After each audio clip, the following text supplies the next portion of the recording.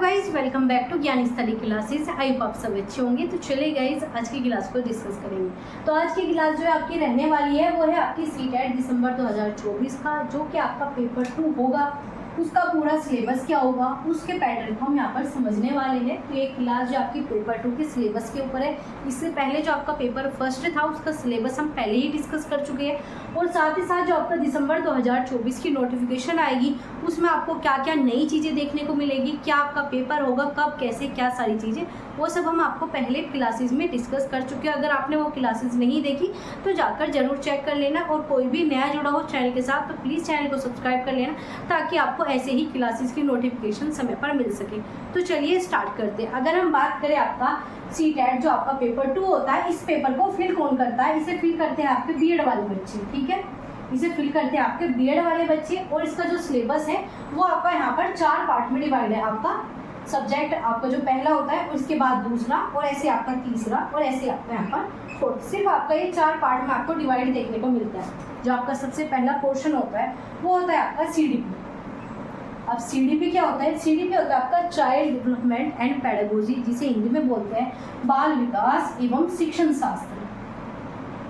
क्या बोलते हैं? आपका बाल विकास, मतलब आप बच्चों को किस प्रकार से समझोगे, उसके बाल विकास को क्या समझोगे, साथ ही साथ आपका शिक्षण शास्त्र।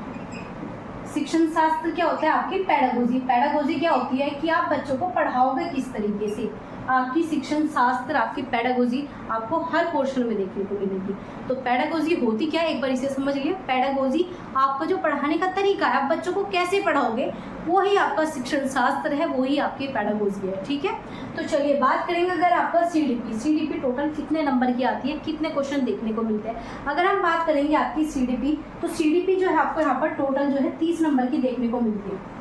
30 नंबर की आपकी यहाँ पर सीडीपी आती है। अब 30 नंबर में क्या क्या आता है? अब 30 नंबर में जो है आपका ये 2 पार्ट में डिवाइड है, ठीक है। 30 नंबर की जो है आपके यहाँ पर देखने को मिलता है, और 30 नंबर में 2 पार्ट में डिवाइड है। एक है आपका 15 नंबर, दूसरा भी आपका 15 नंबर। इस 15 नंबर में क्या आएगा? आपका पूरा कंटेंट आता है कि जो आपका बाल विकास है, इसके जितने भी थ्योरीज है, जितने भी इसके नियम है, जितने भी आपके इसके पक्ष हो गए, इसके जो थ्योरीज जो इसके अंदर है, जीन पियाजे, वाइगोत्स्की, ये सब जो आपके यहाँ पर 15 नंबर में पूछी जाती है। साथ ही साथ इसमें आपका एक कॉन्सेप्ट होता है समावेशी शिक्षा। समावेशी शिक्षा इसमें पूरी 5 नंबर की आती है। 5 नंबर का सिर्फ आपका यहाँ पर समावेशी शिक्षा पूछी जाती है, इंक्लूसिव एजुकेशन, ठीक है। तो 5 नंबर की आपकी वो सब मिलाकर जो है आपके यहाँ पर 15 नंबर हो जाते हैं। तो 15 नंबर में क्या देखने को मिलेगा? आपका पूरा कंटेंट देखने को मिलता है। वहीं पर अगर हम बात करें दूसरे 15 नंबर में, तो इस 15 नंबर में आपको क्या देखने को मिलता है? तो इसमें देखने को मिलेगी आपकी पेडागोजी। इस 15 नंबर की सिर्फ आपकी पेडागोजी होती है, ये चीज़ आपको याद रखिए। तो टोटल कितने नंबर का हो गया आपका? ये 30 नंबर का। 15 नंबर का आपका कंटेंट, आपकी थ्योरीज, आपके नियम, आपका पूरा बाल विकास, पूरी समावेशी शिक्षा, वो सब जो है आपके इस 15 नंबर के अंदर आ जाएगी।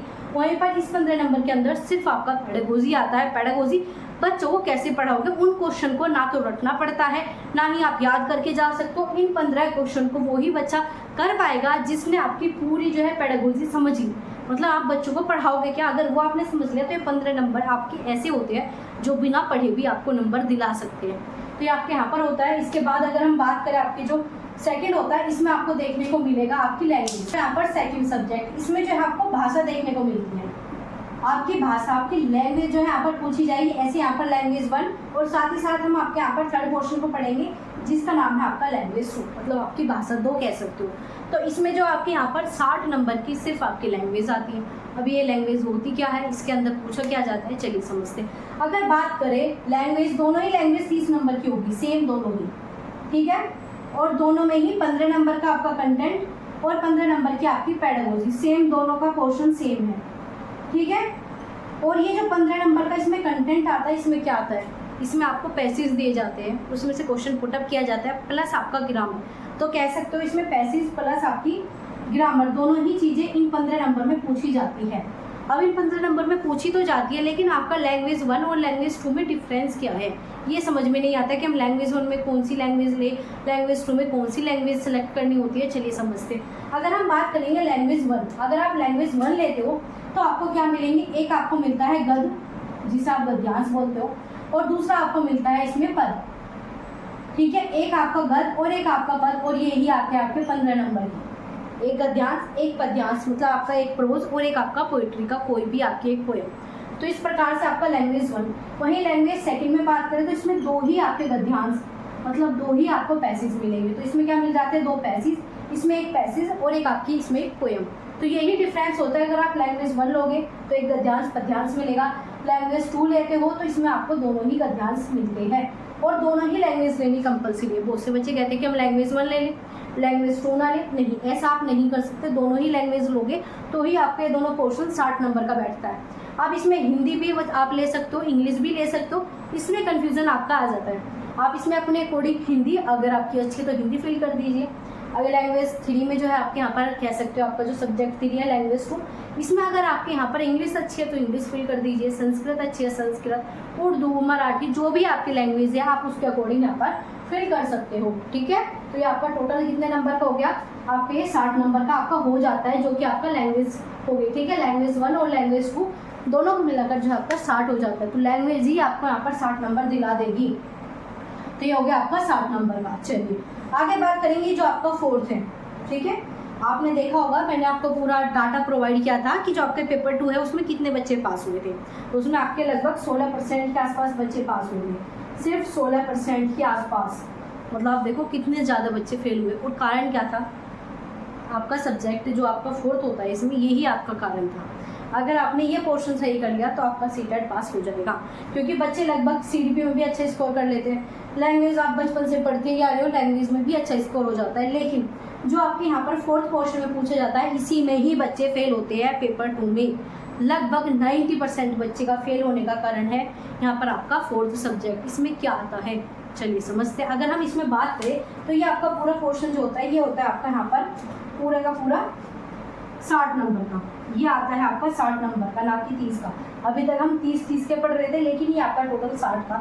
इसमें आपका 40 नंबर का आता है कंटेंट और इसमें 20 नंबर की आती है पेडागोजी, सिर्फ आपकी 20 नंबर की पेडागोजी और 40 नंबर में कंटेंट। अब इसमें आता क्या है, इसमें अगर हम बात करेंगे एसएसटी, ठीक है, या फिर आपका साइंस और आपका मैथ। ठीक है, जो बच्चे आर्ट साइड से हैं, ठीक है, जो आपका एसएसटी वगैरह से उनका एसएसटी आ जाता है। जो बच्चे मैथ, आपका फिजिक्स केमिस्ट्री से रिलेटेड है उनका साइंस और मैथ आ जाता है। दोनों आते ही 60 नंबर के हैं।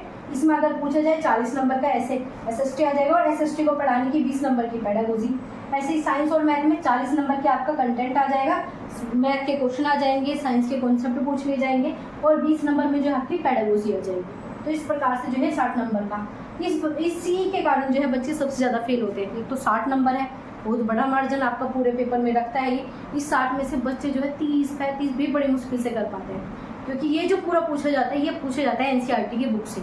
अब एनसीईआरटी बुक समझ में नहीं आती, कैसे पढ़े क्या सारी चीज़ें, तो आपको इसकी क्लासेस प्रोवाइड की जाएगी। ठीक है, तो जब आपको क्लासेस प्रोवाइड की जाएगी तो हमारा मेन फोकस रहेगा आपका पेपर 2 में जो है आपको पास कराना, क्योंकि फेल इसी कारण होते हैं। और आपका यहाँ पर सीडीपी, भाषा, लैंग्वेज ये सब की भी प्रॉपर क्लासेस दी जाएगी।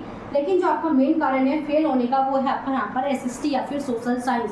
क्वेश्चन इतने अच्छे लेवल के पूछे जाते हैं यहाँ पर कि बच्चा फेल हो जाता है और लगभग 16% ही पास कर पाते हैं।